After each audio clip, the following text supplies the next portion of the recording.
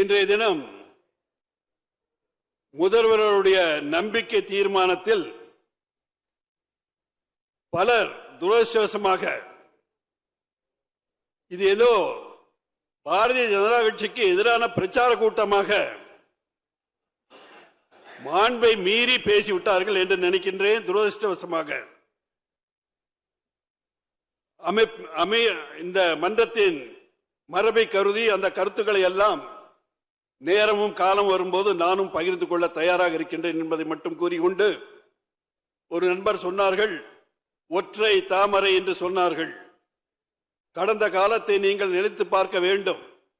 இரண்டு உறுப்பினர்கள் பாராளுமன்றத்தில் இருந்து இன்று நாட்டிலே பாராளுமன்றம் மட்டுமல்ல பல மாநிலங்களிலே ஆளுகின்ற கட்சியாக இருக்கின்ற கட்சியே போய் இங்கு கால் ஊனாது என்று சொல்லுகிறீர்கள். அது பரவாயில்லை, அது தமிழக மக்கள் பார்த்துக் கொள்வார்கள் என்பதை சொல்லிக்கொண்டு, நல்ல திட்டங்களுக்கு நிச்சயமாக எங்களது தன்னிகரற்ற தலைவர், உலகம் போற்றும் உத்தமர், மரியாதைக்குரிய மோடிஜி அவர்கள் தமிழகத்தின் பால் கொண்டுள்ள அக்கறையின் காரணமாக